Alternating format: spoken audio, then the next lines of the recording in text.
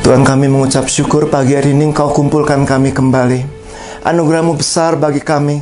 Kami mengucap syukur sekali lagi, terima kasih Tuhan, bahwa hanya kasih-Mu kepada kami semua. Betapa dahsyat, betapa luas dan dalamnya kasih-Mu kepada kami. Engkau sudah melawat keluarga demi keluarga. Engkau melawat kami pribadi lepas pribadi Tuhan. Terima kasih, terima kasih. Dan kami mau memulai untuk kebaktian di awal tahun ini Tuhan. Awal tahun 2022. Kami tahu di depan banyak perkara-perkara besar yang Kau sudah sediakan bagi kami.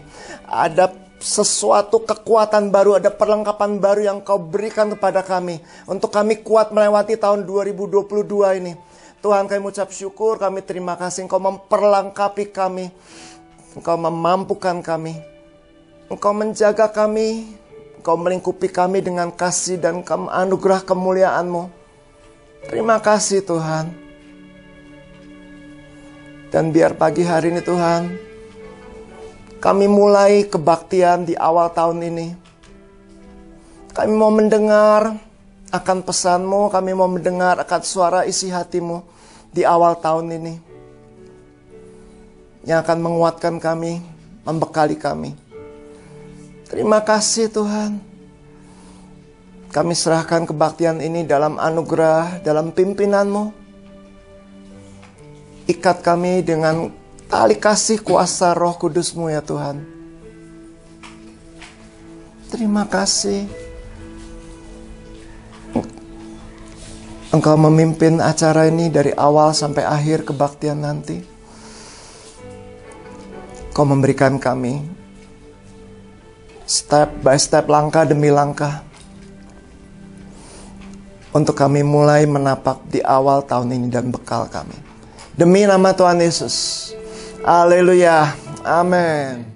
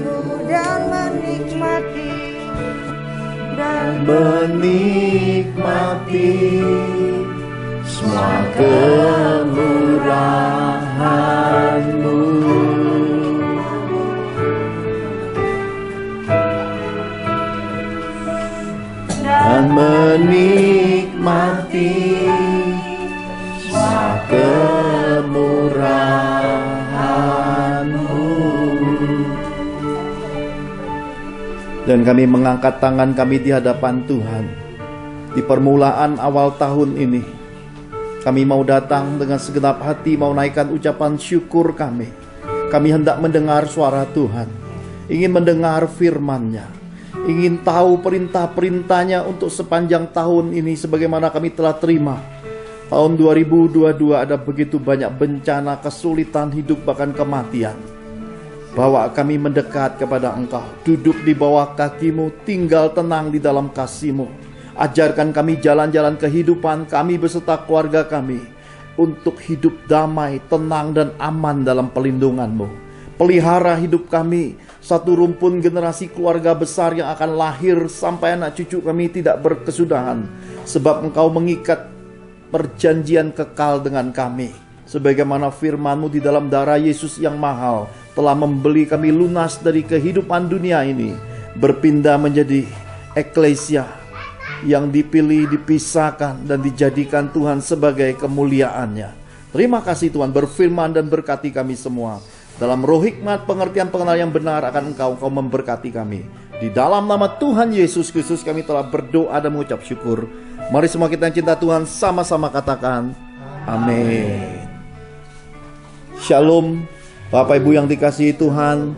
Pertama-tama izinkan saya mengucapkan selamat tahun baru 2022. Kasih, damai, berkat, sukacita, dan kebahagiaan Tuhan Yesus memberkati kita semua.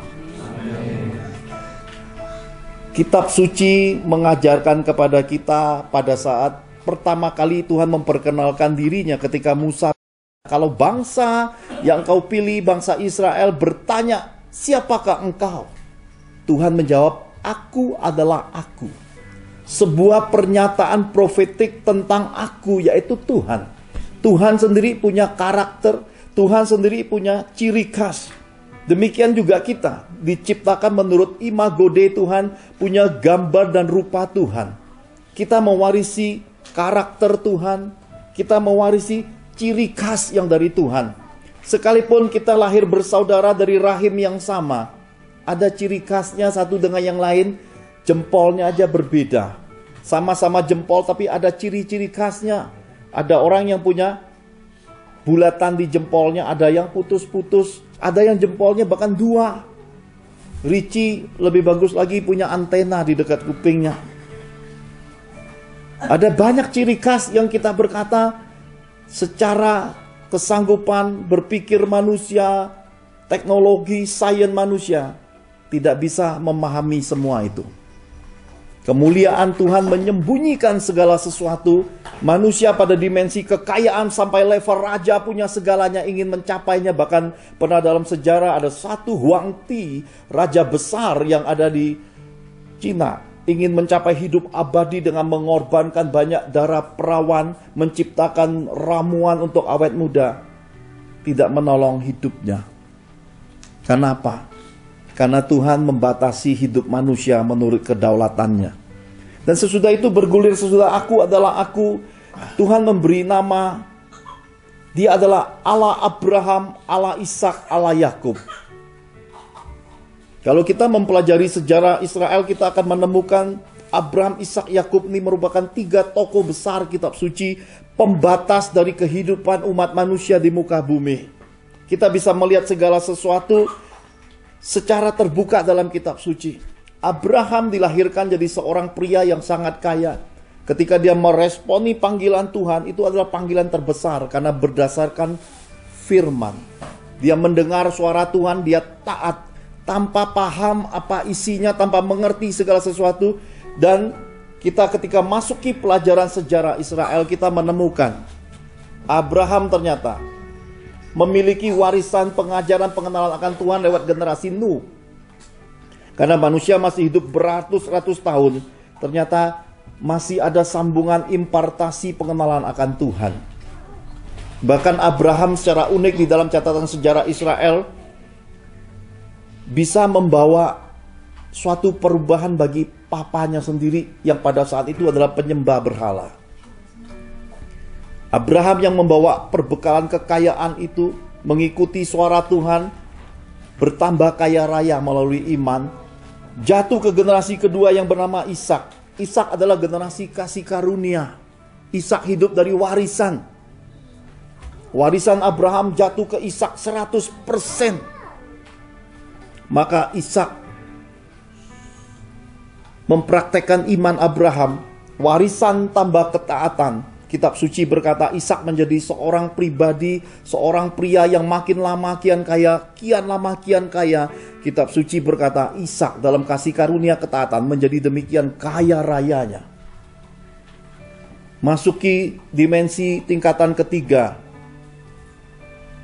Yakub namanya adalah tukang dusta. Karena itu di dalam hidup kita harus melihat tiga sisi ini. Iman, kasih karunia, tukang dusta. Tukang dusta ini merupakan dosa asal manusia. Manusia cenderung untuk berdusta dan berbohong. Apa yang terjadi? Iman hilang, kasih karunia hilang. Yakub terbuang oleh karena buah dusta. Upah dusta itu adalah kehilangan semua hal baik dalam hidup. Dia terbuang, tetapi terpujilah Tuhan. Dia tidak menyesal akan kasih karunia-Nya. Dalam suatu kesempatan di pelariannya, Yakub berbaring dan kemudian bermimpi ada tangga turun dari langit ke bumi. Para malaikat turun naik di tangga itu. Lalu si pendusta ini, orang yang sudah terbiasa bohong, main taktik, licin, licik, biasa jual kesedihan, buat semua orang simpati empati dengan topeng-topeng kebohongannya. Akhirnya membangun komitmen. Dia bernasar pada saat itu. Nasarnya itulah yang menjadi dasar dari persepuluhan. Abraham memulai persepuluhan dengan memberi kepada Melkisedek. Lalu Yakub mengambil alih semua itu. Dan kemudian di dalam suatu pergumulan dalam kemenangannya, namanya diubah Tuhan. Yakublah yang menjadi Israel. Yakub menerima kekayaan dari Tuhan melalui komitmen, integritas, perubahan hidup. Tidak ada warisan yang diperdulikannya lagi. Kenapa? Karena yang dari Tuhan melebihi warisan manusia. 3 generasi ini merupakan ciri khas penyembah Tuhan. Karena itu di tahun 2022 ini kita akan belajar tentang kehidupan penyembah Tuhan. Kenapa? Karena akan memasuki tingkatan generasi keempat dari anak-anak Israel ini. Ketemunya di Yusuf. Yusuf adalah generasi tukang mimpi. Dreams. Itulah kenapa presiden pertama kita Bung Karno berkata, gantungkanlah cita-citamu setinggi langit.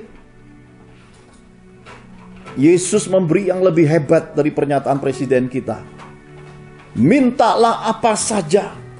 Asal kamu tinggal di dalam firman-Ku, mintalah apa saja dan percayalah, maka semua akan diberikan bagimu. Dan bahkan ketika engkau berkata kepada gunung ini tercampaklah ke laut, kuasa Tuhan dan kasih Yesus itu membuat dreams dalam hidup kita itu bisa jadi nyata. Karena itulah generasi kita, Abraham, Ishak, Yakub sampai ke Yusuf, merupakan 4 jalan penyembah Tuhan untuk mencapai kemenangan, kesuksesan, dan kebahagiaan hidup. Di manakah kita berada? Apakah iman? Apakah kasih karunia? Apakah komitmen? Apakah seorang pemimpi? 4 jalan ini merupakan 4 jalan salib dalam perjanjian lama. Nah, saya mau mengajak Bapak Ibu memasuki dimensi kekayaan Tuhan di dalam satu tokoh. Karena hidup ini pasti diuji. Tahun 2022 merupakan tahun manusia. Ujian akan Tuhan izinkan terjadi, kembali lagi memerah bagi seisi dunia ini. Kita sudah dengar pesan Tuhannya. Mari kita lihat bagaimanakah tokoh besar ini lewat 4 kemuliaan Tuhan hidup dalam penyembah, hidup sebagai seorang penyembah yang membawa persembahan hidupnya. Seperti apakah dia hidup? Kita mau lihat hikmat yang Tuhan ingin sampaikan kepada kita pada kesempatan yang berbahagia ini. Mari bersama-sama kita buka kebenaran firman Tuhan di dalam Daniel 6 ayat 7 sampai yang ke-24. Dengan penuh kasih saya minta Pak Hadi untuk membacakannya. Daniel 6 ayat 7 sampai 24. Beginilah firman Tuhan. Semua pejabat tinggi kerajaan ini, semua penguasa dan wakil raja, para menteri dan bupati telah mufakat, supaya dikeluarkan kiranya suatu penetapan raja dan ditetapkan suatu larangan agar barang siapa yang dalam 30 hari menyampaikan permohonan kepada salah satu dewa atau manusia, kecuali kepada tuanku, ya raja, maka ia akan dilemparkan ke dalam gua singa. Oleh sebab itu, ya raja, keluarkanlah larangan itu dan buatlah suatu surat perintah yang tidak dapat diubah menurut undang-undang orang Media dan Persia yang tidak dapat dicabut kembali. Sebab itu Raja Darius membuat surat perintah dengan larangan itu. Demi didengar Daniel bahwa surat perintah itu telah dibuat, pergilah ia ke rumahnya. Dalam kamar atasnya ada tingkap-tingkap yang terbuka ke arah Yerusalem. 3 kali sehari ia berlutut, berdoa, serta memuji Allahnya, seperti yang biasa dilakukannya. Lalu orang-orang itu bergegas-gegas masuk dan mendapati Daniel sedang berdoa dan bermohon kepada Allahnya. Kemudian mereka menghadap raja dan menanyakan kepadanya tentang larangan raja. Bukankah tuanku mengeluarkan suatu larangan supaya setiap orang yang dalam 30 hari menyampaikan permohonan kepada salah satu dewa atau manusia kecuali kepada tuanku, ya raja, akan dilemparkan ke dalam gua singa? Jawab raja, perkara ini telah pasti menurut undang-undang orang Media dan Persia yang tidak dapat dicabut kembali. Lalu kata mereka kepada raja, Daniel, salah satu buangan dari Yehuda, tidak mengindahkan tuanku, ya raja, dan tidak mengindahkan larangan yang tuanku keluarkan. Tetapi 3 kali sehari ia mengucapkan doanya. Setelah raja mendengar hal itu, maka sangatlah sedihlah ia, dan ia mencari jalan untuk melepaskan Daniel. Bahkan sampai matahari masuk, ia masih berusaha untuk menolongnya. Lalu bergegas-gegaslah orang-orang itu menghadap raja serta berkata kepadanya, ketahuilah, ya raja, bahwa menurut undang-undang orang Media dan Persia, tidak ada larangan atau penetapan yang dikeluarkan raja yang dapat diubah. Ayat 17. Sesudah itu raja memberi perintah, lalu diambillah Daniel dan dilemparkan ke dalam gua singa. Berbicara raja kepada Daniel, Allahmu yang kau sembah dengan tekun, dialah kiranya yang melepaskan engkau. Maka dibawalah sebuah batu dan diletakkan pada mulut gua itu. Lalu raja mencap itu dengan cincin meterainya dan dengan cincin meterai para pembesarnya, supaya dalam hal Daniel tidak dapat dibuat perubahan apa-apa. Lalu pergilah raja ke istananya dan berpuasalah ia semalam-malaman itu. Ia tidak menyuruh datang penghibur-penghibur dan ia tidak dapat tidur. Pagi-pagi sekali ketika fajar menyingsing, bangunlah raja dan pergi dengan buru-buru ke gua singa. Dan ketika ia sampai dekat gua itu, berserulah ia kepada Daniel dengan suara yang sayu. Berkatalah ia kepada Daniel, Daniel, hamba Allah yang hidup, Allahmu yang kau sembah dengan tekun, telah sanggupkah ia melepaskan engkau dari singa-singa itu? Lalu Daniel kepada raja, ya raja, kekallah hidupmu. Allahku telah mengutus malaikatnya untuk mengatupkan mulut singa-singa itu, sehingga mereka tidak mengapa-apakan aku. karena ternyata aku tak bersarah di hadapannya, tapi juga terhadap Tuanku, ya Raja, aku tidak melakukan kejahatan.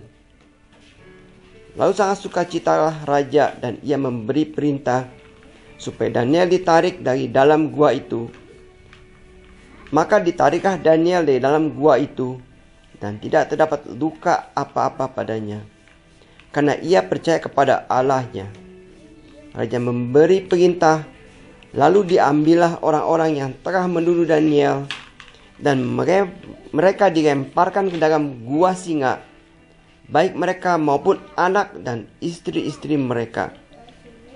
Belum lagi mereka sampai ke dasar gua itu, singa-singa itu telah menerkam mereka, bahkan meremukkan tulang-tulang mereka. Demikianlah firman Tuhan. Amin. Kita sudah mendengar apa yang dituliskan kitab suci tentang satu tokoh yang bernama Daniel. Daniel sehari 3 kali menyembah Tuhan dan mengambil kiblatnya Yerusalem.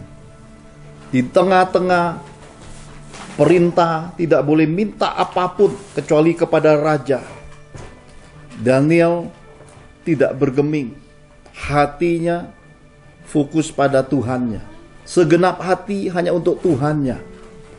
Pada generasi Daniel, generasi pembuangan, persembahan barang, uang tidak bisa dilakukan karena Yerusalem dalam keadaan kehancuran dan sebagian besar orang Israel itu dibawa ke kerajaan Babel. Pergantian kerajaan demi kerajaan terjadi. Daniel bersama beberapa teman-temannya, Sadrak, Mesak, Abednego adalah orang-orang yang dipenuhi roh. Manusia penyembah, bagian pertama, manusia penyembah adalah dipenuhi roh. Itu ciri khasnya. Dan di dalam catatan bahasa versi lain dikatakan pada Daniel ada exciting spirit, roh yang luar biasa. Jadi kalau kita hidup sebagai penyembah Tuhan, ada suatu roh di dalam kita yang luar biasa. Roh ini dikenal pada masa itu dengan istilah roh para dewa. Besar dan sangat luar biasa. Hingga Daniel ini hidup dari pergantian generasi kerajaan dan raja-raja. Roh ini dikenal oleh banyak orang. Karena kenapa? Karena roh ini bisa menjadi solusi dari banyak keruwetan hidup. Menjadi nasihat yang ajaib bagi raja-raja. Dan bisa menolong orang-orang yang sedang dalam kesusahan. Ada banyak kali di dalam kehidupan ini, roh inilah terhilang dari gereja-gereja Tuhan. Maka kita sering melihat hamba-hamba Allah dipakai luar biasa oleh exciting spirit ini. Ketika hamba-hamba yang merupakan penyembah Tuhan ini dipakai, anak cucunya tidak mewarisi roh-roh ini. Roh-roh para dewa ini tidak ada. Kenapa? Karena mereka bercampur dengan dunia ini. Kalau kita baca perjanjian lama, kita akan menemukan pesan Tuhan paling keras adalah tidak boleh bercampur dengan bangsa-bangsa. Bukan dengan manusianya, tetapi spirit di balik bangsa-bangsa ini punya kecenderungan merusak hidup tidak kudus, melanggar firman, dan mereka punya kecenderungan membuat ritual, membakar anak-anaknya, menyembah dewa-dewa kejijikan. Bahkan suatu hari ketika kita nanti sampai ke Banias, tempat di mana kitab suci sebutkan di Kaisaria Filipi, Yesus bertanya, siapakah aku ini? Di situ ada satu dewa yang bernama Dewa Pan. Itu bentuk kepalanya kambing bertanduk, badannya badan manusia, kakinya kaki kambing. Dia punya satu alat kelamin namanya talus, tuh memancar besar keluar. Dewa ini disembah sebagai dewa kesuburan dan kemakmuran. Orang-orang yang tidak punya anak, orang-orang yang ingin kaya raya melakukan ritual seks di tempat itu. Dan tempat itu bagi orang-orang Israel sejati tidak akan pernah menginjakan kakinya di situ karena dianggap tempat itu najis, kotor, dan penuh dengan kutuk-kutuk kejahatan.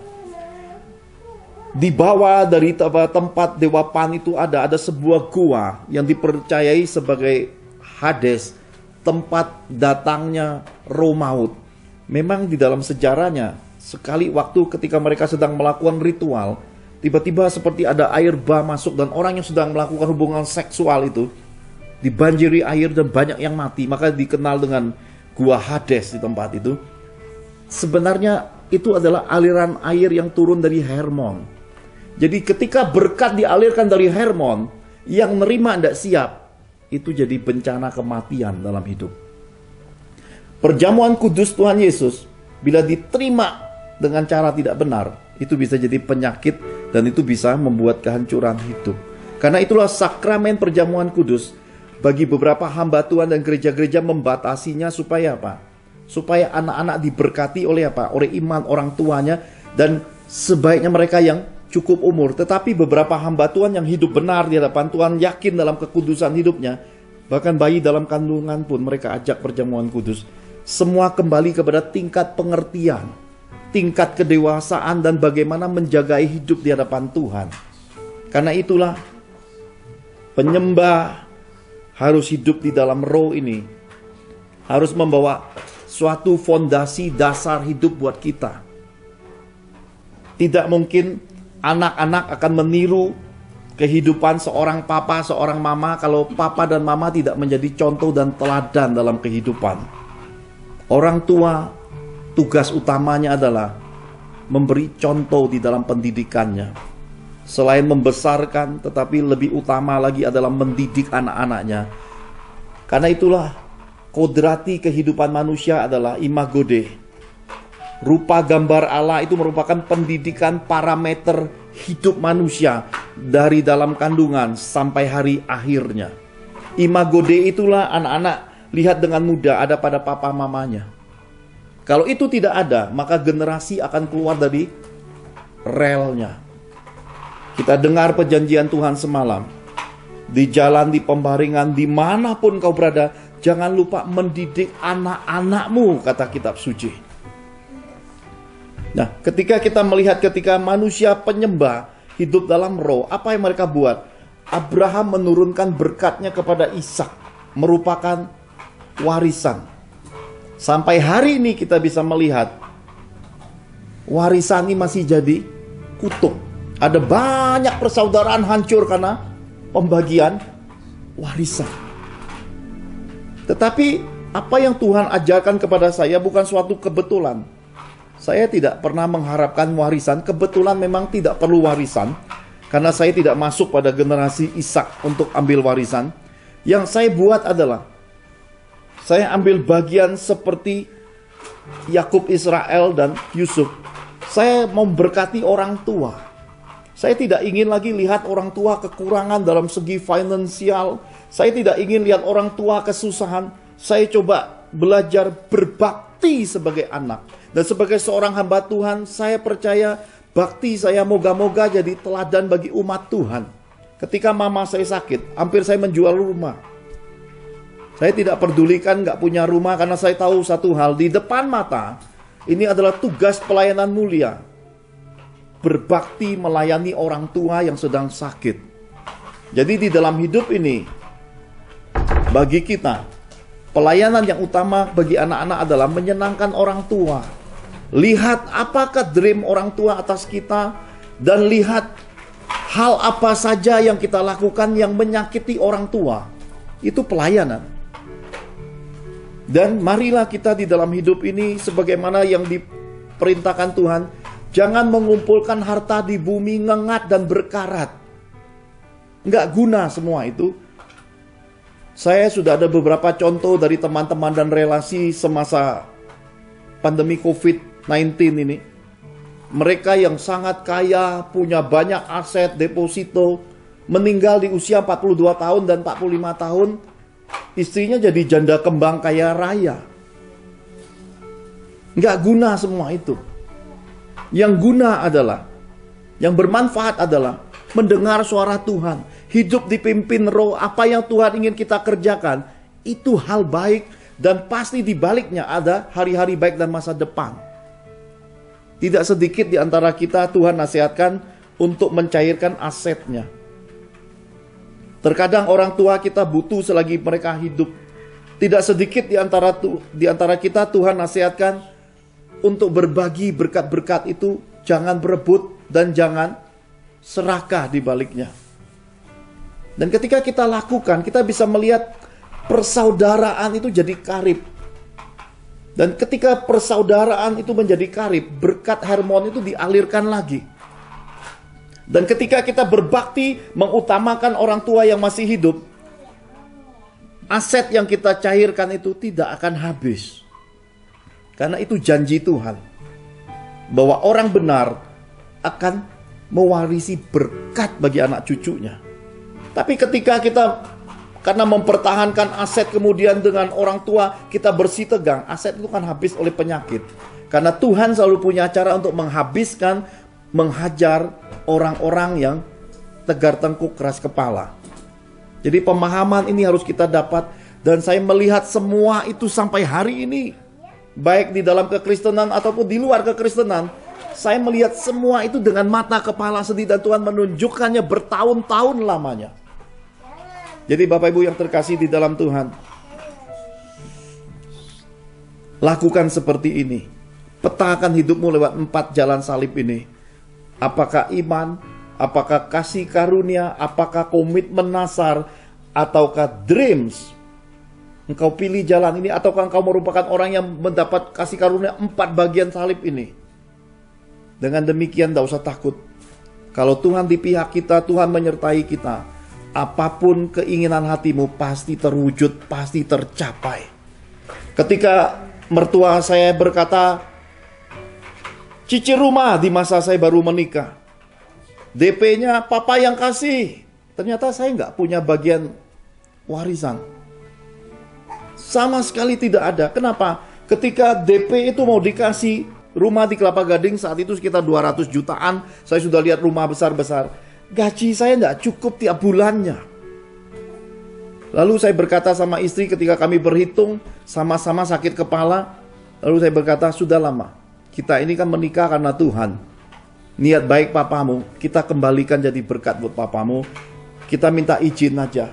Karena waktu itu saya dapat pekerjaan ke Bogor, minta izin meninggalkan rumah mertua indah. Ya, di villa mertua indah saya menumpang 1 tahun lamanya. Minta izin untuk membawa cucunya yang baru lahir, Rehwel saat itu. Beri kami perjalanan, journey with our God. Perjalanan petualangan bersama Tuhan ke Bogor. Dan kami tidak ambil DP yang saat itu mau dikasih 50 juta banyaknya. Saya berkata, Pak, maafin kami belum bisa terima kebaikan papa mama karena tidak punya kesanggupan untuk bayar cicilan.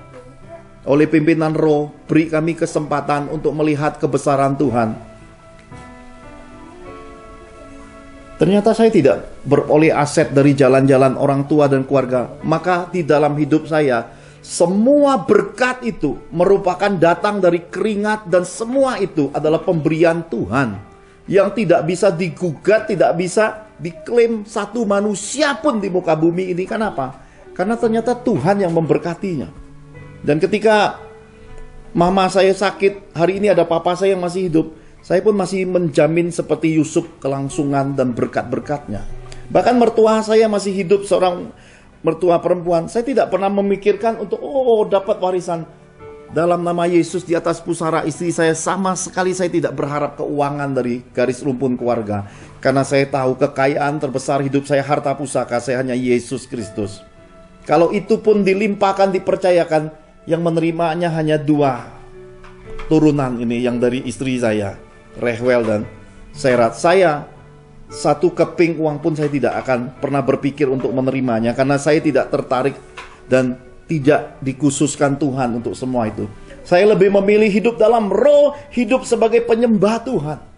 Nah, kita bisa melihat ketika Daniel sehari 3 kali menyembah menghadap Yerusalem, Tuhan Yesus memperbaharui semua itu. Ada satu firman Allah yang luar biasa, mari kita lihat lebih dulu. Yohanes 4 ayat 24. Yohanes 4 ayat 24. Firman Tuhan berkata, Allah itu roh, dan barang siapa menyembah Dia harus menyembahnya dalam roh dan kebenaran. Amin. Amin. Bapak Ibu baca secara lengkap Yohanes pasal 4 ini. Tuhan Yesus berbicara kepada perempuan Samaria bahwa kamu menyembah apa yang kamu tidak kenal. Tetapi kami menyembah apa yang kami kenal. Inilah yang menjadi polemik dunia ini. Ada banyak orang mau hidup jadi penyembah, tapi mereka tidak tahu siapa yang disembahnya. Maka ada banyak ritual-ritual, liturgis rohani dikerjakan di bawah sinar matahari, di bawah bumi, di bawah langit ini. Tanpa pernah tahu yang disembahnya itu apa, siapa. Bahkan orang-orang Kristen pun banyak menjalani ritual kekristennya, tidak memahami sama sekali juru selamat hidupnya, tidak mengalami dia, hanya mendengar dari khotbah-khotbah, dari kata orang, dari kesaksian orang tanpa pernah punya hubungan pribadi. Yesus kemudian menguncinya. Tidak lagi orang akan menyembah ke gunung ataupun Yerusalem, tetapi Allah itu omnipresent. Menyembah dia harus menyembah dalam roh dan kebenaran. Kenapa? Karena kematian Yesus membuka tabir dari atas ke bawah itu. Semua orang berhak menerima roh para dewa, roh para nabi, yang disebut Ruah Elohim, Roh Kudus Tuhan. Yang kedua, lewat kehidupan Daniel kita belajar apa? Manusia penyembah pasti diuji. Tidak mungkin orang akan naik kelas kalau tidak ujian. Tidak mungkin sesuatu punya kelas, punya nilai sebelum mengalami sertifikasi, dicek kualitasnya, grade-nya. Tidak mungkin seseorang bisa mencapai suatu tuaian besar dalam hidupnya, sukses besar, sebelum Allah melihat kualitas dirinya. Karakter merupakan parameter pertama di dalam kehidupan. Orang berkarakter akan semakin teguh berkarakter, akan semakin kuat dalam berkarakter, apalagi karakter imago Dei-nya semakin jelas. Pasti bukan orang biasa. Karena itulah semasa muda, semasa kecil, anak-anak kita, semua kita, bahkan yang sudah lanjut usia, harus ada Ruah Elohim ini. Karena Daniel ketika mengalami ujian, itu tidak tanggung-tanggung dimasukin ke gua yang banyak singanya. Ada banyak plesetan komedian. Ngapain Daniel ke dalam mulut singa? Para komedian berkata mungkin Daniel sedang sikat gigi singa. Saudara mau coba tahu seperti apa gigitan singa? Injak aja kucing. Kucing tuh cicitnya singa. Coba aja rasakan cakaran dan gigit kucing, sakitnya kayak apa? Singa giginya berapa kali lipat lebih besar dan cakarnya berapa kali lipat lebih besar dan lebih tajam. Bahkan para pemburu pernah berkesaksian, dikatakan kalau binatang-binatang buas, apalagi singa, raja hutan, kalau melihat sesuatu dan kalau dia sudah mengaung, wow, katanya dengkul ini lemas, bisa nggak bergerak. Jadi kita mesti tahu ujian yang dialami seorang penyembah Tuhan, itu ujian kemustahilan namanya. Meskipun Raja Darius amat sayang sama Daniel, tetapi terkadang Allah mengizinkan semua area tertutup, semua alasan tertutup, dan mau tidak mau harus masuk gua singa itu. Terkadang di dalam hidup kita, orang tua ingin tolong, orang tua ingin support, banyak orang ingin tolong, tapi kadang kita harus lewati jalan-jalan ujian itu seorang diri. Di Taman Getsemani suatu hari kalau kita tiba, itu bukan suatu kebetulan bila hari ini kita bisa melihat dengan jelas dan terbukanya semua parameter secara fisik lahirianya. Di Getsemani ketika Yesus berdoa, dikatakan kitab suci, keringat peluh Yesus itu seperti cucuran darah, tetesan darah. Dan kalau kita berdiri di sana, kemudian kita akan menemukan itu ada kaitannya dengan nubuatan nabi-nabi. Karena itu langsung hadap-hadapan muka dengan pintu gerbang Golden Gate. Gerbang yang menjadi gerbang pembuka kedatangan kedua kali Yesus di muka bumi. Saya percaya bahwa tidak mungkin Yesus akan datang kalau anak-anak Tuhan belum mengalami ujian dan dipersiapkan jadi mempelai Kristus. Jadi kadangkala di dalam hidup kita ini kita hidup terlalu amat tenang, nyaman, hidup cukup tabungan, hidup cukup anak-anak besar, hidup cukup masa tua. Kita lupa, sekali waktu cepat lambat, kematian akan datang dalam hidup kita.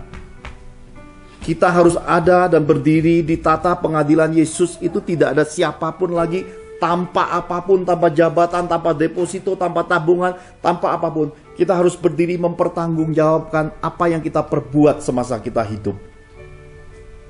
Ini banyak nggak disadari orang Kristen.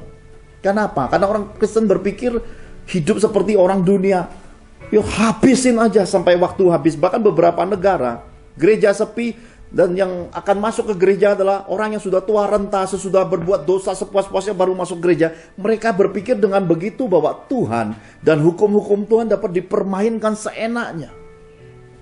Saya berdoa bagi anak-anak pesan Tuhan ini. Sebagaimana saya meresponi panggilan Tuhan, saya tidak pedulikan pekerjaan, karir, kekayaan, bahkan termasuk istri saya pulang ke sorga pun. Saya tetap harus berjalan. Istiqomah katanya. Tidak menyimpang kiri kanan, tetap berjalan lurus menghadap Allah menuju naik ke atas gunung Sionnya. Salib ini berat sekali.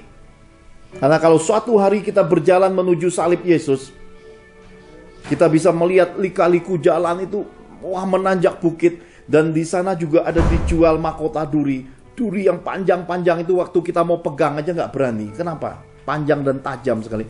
Yang ditancapkan di kepala Yesus itu bukan suatu hal biasa. Ini ujian pikiran namanya. Semua kita, seperti dinasihatkan kitab suci, harus memiliki pikiran perasaan Yesus selagi hidup. Inilah kenapa kita harus selalu saling mengingatkan. Daniel punya hati yang luar biasa.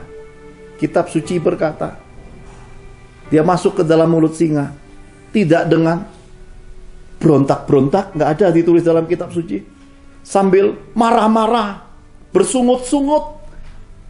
Ini merupakan teladan yang luar biasa. Di tengah kematian pun, para penyembah Tuhan yang penuh dengan exciting spirit menerima dengan sukacita, tidak melihat hal yang tidak nyenengin sebagai alasan sungut-sungut. Tidak melihat orang yang berlaku tidak baik, orang yang tidak sopan, tidak punya etika, kita tersandung. Itu orang bodoh sebagai penyembah Tuhan. Penyembah Tuhan fokus sama Tuhan. Hal yang tidak baik, doa, sembahyang, syafaatkan kepada Tuhan. Kenapa? Kita adalah orang yang dikuduskan Tuhan. Orang-orang kudus tidak boleh dikotori dengan hal-hal yang tidak kudus. Ini Tuhan pesankan kepada kita. Jangan sampai nanti di masa pandemi akan datang, bencana dunia datang, kita terprovokasi oleh banyaknya sakit, penyakit, kematian, kesusahan, kita jadi panik sampai tidak bisa berdoa. Itu bodoh namanya. Orang bijak adalah melihat Tuhannya, tidak lihat yang lain. Fokus pada pimpinan roh Tuhan, firman-Nya, dan bergerak maju dari satu kemuliaan menuju kemuliaan yang lebih besar. Kapankah Yesus berjalan di atas air? Ketika murid-murid dalam penantian. Kapankah Yesus menghardik? Ketika angin sakal datang. Kapankah mukjizat berkat kelimpahan makanan 12 keranjang lebih itu tersedia? Ketika waktu butuh makan, ketika waktu butuh keuangan. Semua sudah dalam pengaturan Tuhan. Jadi kita percaya Tuhan tidak pernah terlambat dan janjinya, rencananya tidak pernah gagal. Semua janji Tuhan dalam hidup kita pasti tergenapi. Berpegang pada Tuhan itulah kuncinya. Dan sebagai bagian yang terakhir, saya ingin juga mengajak Bapak Ibu melihat ciri khas Daniel ini di dalam Daniel 5 ayat 11 sampai yang ke-12. Daniel 5 ayat 11 sampai 12. Demikian firman Tuhan. Sebab dalam kerajaan Tuanku ada seorang yang penuh dengan roh para dewa yang kudus. Dalam zaman ayah Tuanku ada terdapat pada orang itu kecerahan, akal budi, dan hikmat yang seperti hikmat para dewa. Ia telah diangkat oleh Raja Nebukadnezar, ayah Tuanku, menjadi kepala orang-orang berilmu, para ahli jampi, para kasdim, dan para ahli nujum. Karena pada orang itu terdapat roh yang luar biasa dan pengetahuan dan akal budi, sehingga dapat menerangkan mimpi, menyingkapkan hal-hal yang tersembunyi dan menguraikan kekusutan, yakni pada Daniel yang dinamai Belteshazzar oleh raja. Baiklah, sekarang Daniel dipanggil dan ia akan memberitahukan maknanya. Amin. Pesan Tuhan yang terakhir dan merupakan janji Tuhan bahwa manusia penyembah pasti menang. Daniel dipanggil raja, Daniel yang masih di dalam gua singa. Daniel, apa kabarmu? Daniel, apa yang terjadi padamu? Daniel tidak marah. Daniel tidak jawab dengan cemberut, dengan kata-kata sinis. Dia tidak membalas semua ketidaknyamanan itu. Dia berkata, terpujilah raja, terpujilah Allah yang kusembah. Kesantunan kita, norma etika hidup kita mencerminkan kita ini hidup sebagai penyembah, ataukah kita ini hanya sebatas follower aja dalam kekristenan ini. Orang Kristen bisa dilihat dari manusia dalamnya lewat cara hidupnya. Karena itulah, marilah permuliakan Tuhan lewat kata-katamu, lewat tingkah lakumu, lewat perbuatan hidupmu, lewat sifatmu, lewat pencapaian prestasimu. Muliakan Tuhan. Karena bagian ketiga ini sudah pasti harus menjadi bagian dalam hidup kita. Menang. Sebab kita dikodrati lebih dari pemenang. Dan sebagaimana Abraham, orang yang menerima iman dan janji, pernah mengalami ujian, yaitu ujian kepemilikan. Ketika dia berada di satu bangsa, dia berkata karena takut melihat istrinya, loh cantik ya, orang pasti tertarik, nanti aku ini dibunuh loh. Karena demi seorang wanita cantik yang bernama Sarah ini, dia berkata pada semua orang, ini saudaraku. Itu bukan bohong loh. Itu sebuah trik supaya dia selamat. Supaya dia nggak berbenturan, supaya dia nggak perlu saling menyakiti dan tidak perlu clash dan ribut dengan orang. Sering kali di dalam persaudaraan kita, ketika saudara kita buat dosa, kita melakukan hal yang sama. Kita berdamai dan kita tidak pilih Tuhan, kita pilih yang penting aku nggak ribut sama saudaraku. Kita pura-pura nggak tahu ketika mereka buat dosa. Kita buat apa yang Abraham buat. Kita sembunyikan mereka, kita bungkus mereka. Dan kita buat sesuatu. Sebenarnya kita sedang ambil bagian dosa mereka masuk dalam hidup kita. Ada banyak di dalam kehidupan ini, banyak orang Kristen tidak berani bicara dan menegur saudara-saudara seimannya, tidak berani menegur saudara-saudara kandungnya ketika mereka hidup menyimpang jauh dari firman Allah. Ada banyak orang kompromi, ada banyak orang ingin hidup nyaman, ada banyak orang nggak mau bersinggungan. Dan mereka berkata itu tugas para pendeta. Tidak, Bapak Ibu yang terkasih dalam Tuhan. Roh para dewa itu sudah Yesus berikan lewat darahnya yang mahal buat semua kita. Kita harus tahu bahwa tugas para nabi itu telah dipercayakan kepada anak-anak Yesus. Untuk jadi berkat. Dan bagaimana tahu tandanya kita punya roh kudus, roh Elohim, roh para nabi ini, roh para dewa ini. Saya mengalami 2 kali hal yang luar biasa itu. Yang pertama di kota Bandung ini, suatu kali saya bertemu seorang pria Ambon tinggi besar yang berprofesi ternyata adalah seorang polisi militer. Ketika dia berpapasan sama saya, dia berhenti, lalu saya senyumkan. Nah, ini penting sekali lagi, smile, senyum. Orang Kristen tuh mahal, berat sekali untuk tersenyum. Orang Kristen lebih menjual cemberutnya di akhir zaman ini. Karena itulah Yesus bilang kasih menjadi dingin. Karena orang gampang cemberut. Generasi metutuh. Bibirnya monyong ke depan ya. Matanya melotot besar. Mukanya asem. Kayak sayur asem yang 3 hari nggak urus gitu loh. Metutuh. Mecucu ya. Kalau di Bangka metutu namanya. Di Bandung mecucu. Kayak kue cucur yang nggak jadi. Kalau saya praktekkan dari dulu, saya selalu ajarin anak-anak saya, lihat papa, senang susah. tetap hatinya adalah hati yang sukacita. Dan ketika ketemu saya senyum, senyum saya itu membawa merinding-merinding. Kenapa? Pria Ambon ini, "Mas, Bapak ini siapa ya?" Saya tanya, "Emangnya kenapa?" "Merinding aku ini. Saya ngelihat bulunya merinding, tangannya yang besar, kekal, badannya itu merinding." Wow. Saya juga baru pertama lihat merinding-merinding gitu. Selama ini kalau merinding kan banyak kan setan yang lewat. Ini Pak Johan yang lewat siang-siang hari lagi. Saya berkata, saya orang biasa, bukan siapa-siapa, hanya seorang abdi Tuhan. Ini semakin saya ngomong semakin merinding. Lalu saya bertanya, karena roh berkata, pada dia ada bawaan nenek moyang. Lalu saya berkata, "Kamu punya roh nenek moyang yang kamu bawa ya?" Dia memandang saya, "Kamu dari mana? Dari Ambon, dari mana? Dari Pulau Aru atau Serang?" Lalu saya berkata, "Yang ada padamu dengan yang padaku, punyaku lebih besar karena punyaku punya semesta alam." Siapa sangka sejak hari itu jiwanya berpaut sama Pak Johan, dan hari ini dia menjadi adik saya di kota ini. Dalam segala perkara hidup saya di kota ini, dia sanggup datang mempertaruhkan nyawanya. Karena dia pernah menguji saya satu kali, dan ujian itu datang ketika saya lagi benar-benar gak punya. Dia kirim kabar, dia butuh pertolongan sejumlah uang. Saya juga gak punya uang. Saya tanya, "Bu Angel, ministry ada uang?" Juga lagi gak ada uang. Jadi tiba-tiba ada masuk sejumlah uang senilai yang dia butuh. Kami juga butuh.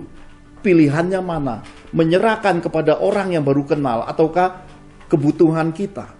Inilah hati mengelola keuangan sangat penting. Kita menurut kita, ukuran kita, hitungan kita, ataukah Tuhan? Saya memilih Tuhan dan mentransferkan dengan Bu Angel. Transferkan, "Pak, nggak apa-apa Pak, mungkin dia sangat butuh. Kalau kita biar sudah menderita, ini biar penderitaannya tetap sama, tambah sedikit nggak apa-apa, tuh sama-sama sudah menderita." Saya kirim, ternyata itu ujian dia untuk mengikat siapa saya. Ketika dia ingin memberi dirinya menjadi adik bagi saya. Saya menangkan ujian itu. Dan hari ini bisa jadi adik, dia bisa mengucapkan Natal, Tahun Baru, semua acara keluarganya selalu saya hadir. Pria inilah yang menolong Bu Angel melawan penguasa besar di kota ini, yang secara manusia nggak mungkin menang. Tapi satu pria ini yang pernah memukul pintu pengadilan pecah, menaruh nyawanya dan berkata, "Menyentuh Kak Johan, Pak Johan kamu sentuh. Di sini berdarah sampai tanah kelahiran kita sama-sama berdarah." Dan dia kebetulan beda agama sama kita. Bayangin. Ruah Elohim, exciting spirit yang ada di Pak Johan ini bisa membawa persaudaraan yang begitu kuatnya. Dan baru-baru ini saya sudah bilang sama Bro Tirta, "Aku pengen kamu ikut." Saya sudah kirim kabar ke Kohadi, "Kok kamu di mana?" "Ada di Sudirman." "Aku sebenarnya pengen mau ngopi sama kamu." Karena tiba-tiba Tuhan bilang, "Ajak mereka kalau mereka bisa." Saya bertemu dengan sekelompok pejabat. 2 janji ketemu, yang datang 3. 2 saya kenal sebagai pejabat resmi. Yang 1 saya nggak tahu, tapi duduknya di sebelah saya, tinggi besar, gelap, keker. Duduknya nyamping-nyampingan sama saya. Dan ketika duduk, kembali terjadi biar. Ada videonya nanti habis ibadah kalau mau lihat. Wah, rupanya inilah pelindung gaibnya pejabat-pejabat. Duduk di samping saya. Saya tunjuk. Dia bilang, "Maaf Pak, jangan tunjuk saya tidak kuat lagi ini," katanya. Dan heran sekali saya tunjuk. Yuar, gitu loh. Lalu saya katakan, "Nanti kamu akan cari saya, minta saya jadi abangmu." Dia berkata, "Benar, yang pada aku gak seberapa, yang di Bapak ini lebih." Exciting spirit ruah Elohim di dalam kita itu melampaui yang dipunyai oleh orang-orang di muka bumi ini. Pria pelindung dunia gaib ini asalnya dari Bima. Dia berkata, "Seumur hidupku ketemu pejabat." Sekarang Pak Johan ini pejabat kemasyarakatan. Ya, bukan lembaga kemasyarakatan, itu penjara. Ini lingkungan kemasyarakatan. Dia berkata, seumur-umur aku ketemu pejabat, ketemu orang, baru kali ini aku begini. Ada video kesaksiannya. Lihat, exciting spirit di dalam kita ini. Inilah yang harus dibesarkan. Bukan manusia duniawi kita, manusia daging kita. Karena itulah Daniel memenangkan ujian itu tidak terikat apapun. Karena Daniel tahu hidupnya hanya Yesus pusakanya. Daniel tahu hanya Jehovah, hanya Tuhannya. Dan ini kunci sebagai bagian penutup. Ruah Elohim itu dipanggil Roh Kudus. Abraham, Ishak, Yakub sampai ke Yusuf itu diproses menuju satu kata ini, kudus. Kejatuhan Adam dan Hawa itu kehilangan kekudusan juga. Jadi roh yang kudus ini di dalam perjanjian yang lama, Tuhan itu main hajar-hajaran. Nggak cocok dengan kekudusan, mati ribuan ratusan ribu. Dan supaya ada hubungan kedekatan dengan Tuhan, sebagaimana secara profetik Tuhan mengenakan kulit binatang kepada Adam dan Hawa. Ini ritual. Sejak zaman dulu sampai pembatasnya zaman Yesus, semua identik dengan persembahan barang. Dan Tuhan tidak mau barang-barang yang cacat, barang-barang ukuran manusia. Tuhan tidak mau. Tuhan mau yang terbaik. Dan gambaran utamanya adalah korban yang terbaik. Semua yang sulung itu punya Tuhan. Dan lewat persembahan perjanjian lama ini, untuk mencapai kekudusan Tuhan, atau pengampunan dosa, dibenarkan, dilayakkan lagi. Tetapi Yesus memberi sebuah pembatas. Pada zaman Yesus, kekudusan dicapai lewat kasih. Mengasihi Tuhan Allahmu segenap hati, mengasihi sesamamu seperti dirimu sendiri. Lalu dua hal ini disatukan, perjanjian lama, perjanjian baru. Ini menjadi polemik. Karena sebagian orang Kristen gak mau terima perjanjian lama, mereka fokus perjanjian baru. Sebagian orang masih mau di perjanjian baru, mengeksploitasi dan akhirnya nyuri lewat perjanjian lamanya. Perjanjian lama mereka manipulasi, mereka eksploitasi, dan perjanjian barunya mereka kutip secukupnya. Dua hal ini gak baik dalam kehidupan. Dua kombinasi terbesar dalam kehidupan adalah menyatukan dua tangan. Seperti suami istri, bukan lagi dua tapi satu. Firman dan roh kuncinya. Kalau kita lakukan sesuatu yang Tuhan perintahkan, semua di perjanjian lama ada. Dan di perjanjian baru merupakan perintah Tuhan lewat Roh Kudus nyatu menjadi satu bagian. Ketaatan menjadi kunci pembuka dari semua jawaban hidup. Saya melayani banyak orang dan melihat ketaatan itulah pembuka dari kekudusan Tuhan dalam hidup. Karena itulah mari kembali ke perjanjian lama. Jangan takar Tuhan dengan barang receh. Jangan main-main sama Tuhan dengan barang tidak kudus. Jangan permainkan Tuhan dengan kita berhitung-hitung. Tapi mari dengan segenap hati. Segenap hati, segenap jiwa. Dan masuki dimensi dari perjanjian baru. Kasih Tuhan itu lebih utama, kasih sesama itu harus disalurkan, dan semua harus dikelola menurut kemuliaannya, dan harus dibuktikan buahnya. Seorang hamba harus kelihatan dari anak-anaknya. Apakah anak-anaknya bajingan, apakah anak-anaknya melenceng jauh hingga aliran ruah Elohim tidak turun. Itu harus jadi parameter. Dan kemudian harus lihat hidupnya apa. Wah, isinya adalah mobil mewah, berlian, jet set. Saya rasa itu bukan hamba Yesus, itu pasti hamba dunia. Takar dan uji segala sesuatu dan kita lihat. Pada akhirnya kita bisa menemukan di manakah sebenarnya Yesus berada. Ini penting di dalam kehidupan. Saya mau ajak Bapak Ibu untuk memberi kesempatan bagi diri sendiri. Sebagaimana Yesus bukan suatu kebetulan. Saya percaya punya makna melihat seorang janda memberi dari yang dia punya melebihi orang kaya. Kenapa? Karena hidangan raja-raja sedang datang. Terdengar suaranya dibuka prak. Itu hidangan Abraham, Ishak, Yakub sampai ke Yusuf. Sebelum kita menikmati hidangan raja-raja, ini adalah hidangan tertunda dari nasarnya Pak Hadi Wijaya. Tahun lalu tidak bisa pulang karena pandemi. Kebesaran hatinya dihargai Tuhan di tahun ini. Dan sebenarnya oleh karena kesempatan inilah, pandemi ini diulur-ulur Tuhan. Sebenarnya harusnya berlanjut di bulan ini. Oleh karena Tuhan mengasihi orang-orang yang hatinya berpaut kepada Dia. Ada lubang di sini. Anak-anak muda kita yang sudah bekerja, kita yang terima uang saku, kita orang-orang tua, kita semua yang hidup. Mari jangan beri apa-apa sebelum mendengar suara Tuhan dan menghitung hati nurani menurut roh yang sebentar kita akan berdoa. Kalau Tuhan berkata tidak usah memberi, jangan masukkan apapun ke dalam sini.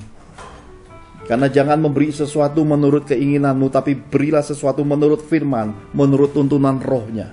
Tapi kalau Tuhan bicara sesuatu, beberapa di antara kita kemarin sempat konsultasi firman, dikatakan jangan menahan kebaikan. Demikian juga kebaikan di hadapan Tuhan. Harus kerjakan, jangan ditahan. Ini pintu dibuka sampai nanti malam jam 12. Kalau ada beban doa yang kita juga mau tulis di kertas, masukkan, karena itu akan dibagi di para diakon penatua dan keluarga besar Fathers Miracle menjadi agenda doa sepanjang tahun ini. Bukan hanya persembahan apapun yang kita masuk, bukan hanya sebatas uang atau nazar atau apapun yang kita tulis di kertas, bahkan beban doamu pun bisa kamu masuk. Karena ini Tuhan perintahkan saya tadi, saya bingung carinya, akhirnya ketemu kardus. Jangan takar Tuhan sekali lagi, karena Tuhan akan menakar hidupmu. Tapi mari masuk ketaatan dan jangan memberi kalau Tuhan bilang tidak usah. Jangan memberi. Taati Tuhan, karena itu paling berharga dalam hidup. Mari kita ambil posisi di hadapan Tuhan untuk bangkit berdiri sama-sama. Jadi pria, jadi wanita Allah yang mengasihi Tuhan. Dan Pastor William Serat akan tuntun kita di dalam doa. Bapak dan Ibu yang dikasihi Tuhan, mari kita bersungguh-sungguh memberikan hati kita lebih dekat lagi dengan Tuhan. Mari kita menutup mata, mengangkat tangan kita dan berdoa secara pribadi kepada Tuhan.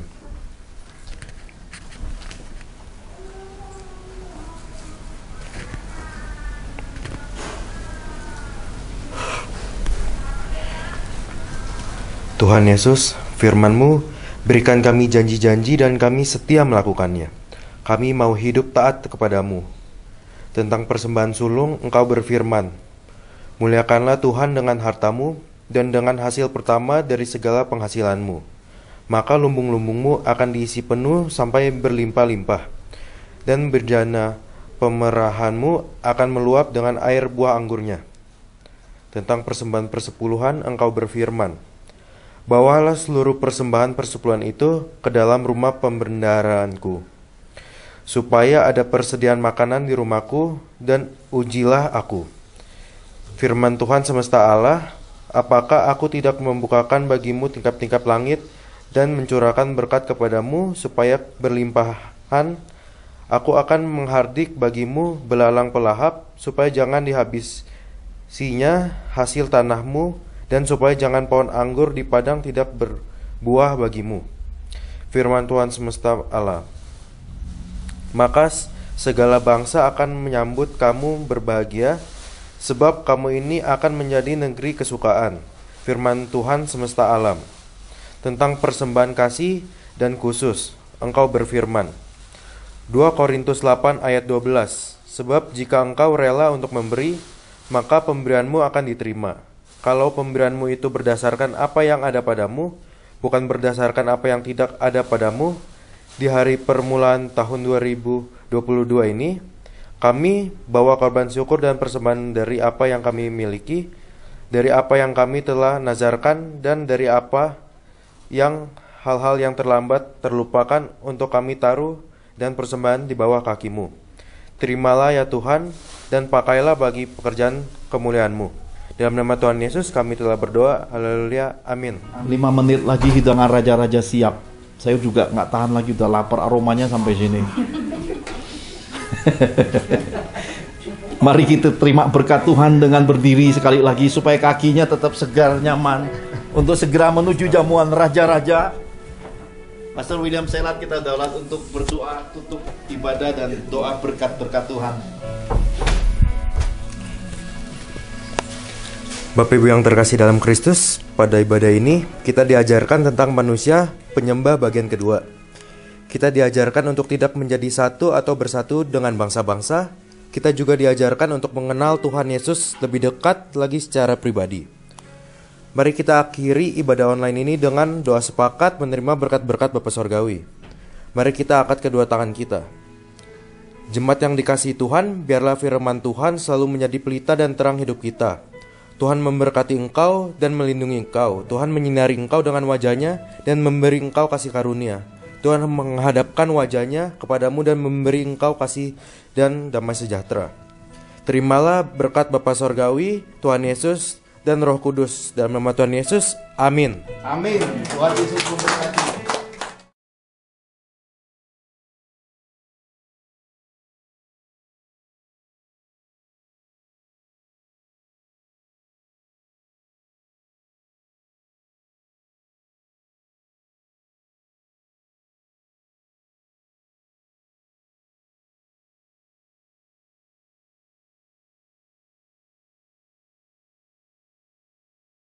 Ya, jadi sehari sebelum mengikuti acara ini, saya tuh kayak gampang sekali, sensitif sekali dengan orang-orang gitu. Jadi gampang marah, dan sekalinya marah tuh langsung kayak sampai ke ubun-ubun gitu, gak bisa berpikir jernih.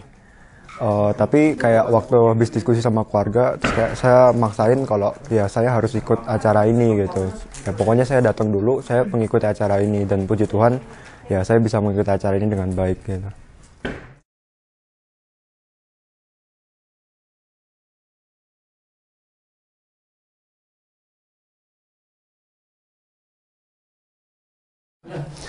Puji syukur kehadirat Tuhan yang Maha Kuasa, bahwasanya kami sekeluarga bisa mengikuti doa akhir tahun bersama dengan teman-teman, bersama dengan Father's Miracle. Puji Tuhan semuanya, ya, meskipun ada himbauan dari pemerintah bahwa tidak boleh mengambil cuti dan tidak boleh berlibur, tapi dengan keyakinan kepada Tuhan Yesus, percaya pada Tuhan Yesus, kita bisa bersama-sama berkumpul di tempat ini dengan sukacita, dengan berkat dan anugerah Tuhan Yesus saja. Amin.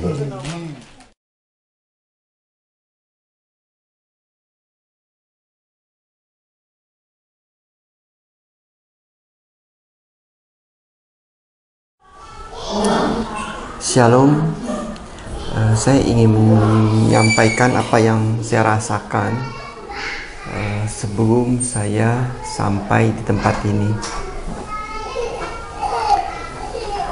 Untuk sampai di tempat sini di mana yang Tuhan telah pilih, tentukan untuk bisa berkumpul bersama untuk doa tutup tahun. Semua saya ingin pergi bareng dengan saudara saya, tetapi karena ada hal yang masih saya harus lakukan, saya harus pergi menyusul.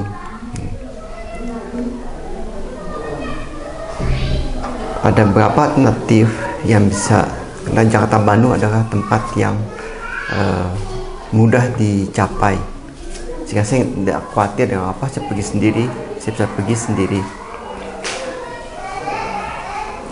Saya berpikir untuk kereta api, tapi karena kesibukan saya, maka saya tidak sempat lagi untuk membeli karcis kereta api. Sampai pada waktu di hari harus jalan, lalu saya mencari tiket, tetapi semuanya sudah habis semuanya untuk jam sore yang saya ingin pergi. Nah, terus dari istri saya menyarankan saya untuk naik kereta api yang kelas eksekutif, karena penumpangnya lebih sedikit, dan juga kereta api penumpang di antigen ada suatu lebih aman secara kalau kita berpikir dari segi kesehatan. Tetapi pada waktu berbicara tentang untuk tiket yang udah habis ini, dari kakak saya kasih kabar bahwa dia udah ada belikan ke saya tiket, tapi kelasnya kelas ekonomi. Di sini timbul suatu tukaran pendapat, ya, saya apakah naik kereta api ataukah karena menyarankan juga untuk pergi naik mobil karena lebih aman, karena sendirian. Nah,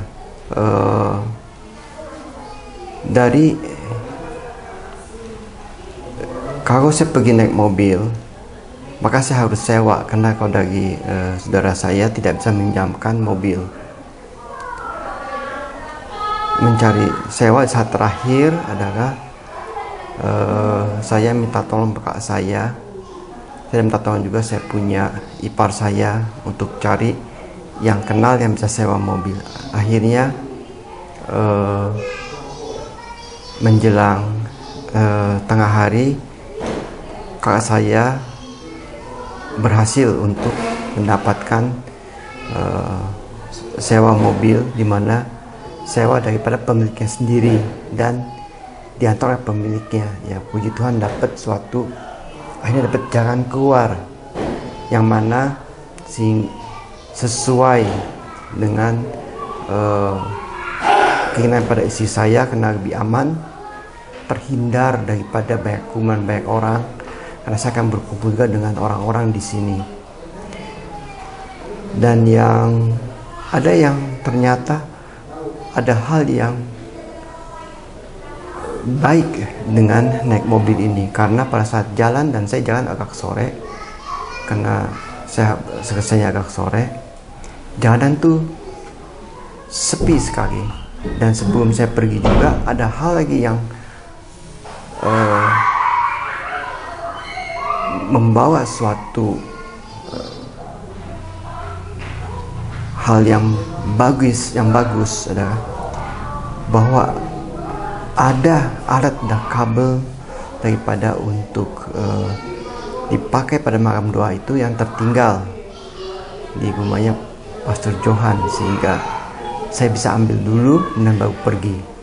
Dan luar biasa, jalanan tol itu begitu sepi sekali, dan saya mendapatkan satu jalur di mana tidak melalui kota Bandung, karena dari Bandung jam 7 sudah ditutup, dan jalan itu benar-benar jalan penduduk sehingga sepi, sehingga perjalanan sampai tempat makan waktu kurang lebih sekitarnya 3 jam dari Jakarta sampai ke Lembang. Ya, ini suatu pimpinan Tuhan yang luar biasa. Saya bersyukur, ya, puji Tuhan bahwa akhirnya Tuhan memimpin, memberikan jalan. Karena pada waktu saya sebut ditinggal, saya waktu ditanya istri saya, kamu kesana mau naik apa? Bagaimana? Kenapa kamu tidak tinggalin mobil? Saya hanya menjawab waktu itu adalah, ya nanti kita berdoa aja sama Tuhan, Tuhan nanti akan membantu saya. Ya, ternyata ini jawaban dari Tuhan. Dan selama sebelum saya berangkat ini, saya melihat satu hal yang tidak enak sekali, merasa di badan, merasa kayak meriang, kayak demam, kepala juga nggak enak, tidur juga nggak nyenyak, sehingga merasa seperti saya tuh kayak orang sakit gitu. Hal yang sama yang saya alami juga pada waktu sebelum saya pergi ke Kalimantan Timur dan ke Jawa Timur. Saya selalu diganggu dengan perasaan, dengan kondisi yang tidak enak, sehingga kalau tidak kuat benar-benar untuk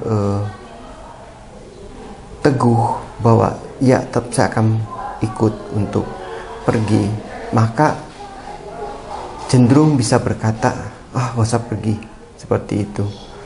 Ya, saya mengucap syukur pada Tuhan Tuhan memberikan saya terus kekuatan untuk saya terus berjalan, sehingga saya dapat berkumpul sini, dapat mengikuti 2 tahun, di mana hal ini adalah yang sudah saya ingin rancangkan dari tahun lalu. Dari di bulan Oktober, November tahun lalu, saya sudah berpikir untuk saya bisa berkumpul dengan saudara-saudara saya, dengan keluarga semua untuk bersama 2 tahun. Dan malah tahun ini Tuhan izinkan, malah tidak hanya keluarga dari saya, keluarga saudara-saudara saya dan keluarganya juga, tapi juga dengan ada campur dengan keluarga Fathers Michael lainnya, sehingga suasana menjadi lebih enak, menjadi lebih hidup. Ya, suatu keindahan di dalam hidup. Hanya saya inginkan berikutnya adalah saya bisa 2 tahun lagi kumpul lagi, biar ramai lagi, dengan saya punya keluarga sendiri ikut juga. Saya akan benar-benar menginginkan Tuhan mengabulkan permintaan saya untuk pada tahun depan saya dengan keluarga saya berkumpul bersama-sama dengan saudara saya, dengan keluarganya, dan keluarga Fathers Michael lainnya untuk 2 tahun, tidak di sini, tapi di Israel, karena di sana tempat yang memang saya inginkan untuk pergi ke sana melihat bagaimana Tuhan Yesus menjalani hidupnya. Demikian apa yang saya rasakan, saya ingin sampaikan. Terima kasih. Shalom, terpujilah Tuhan. Damai sejahtera untuk kita semuanya. Amin.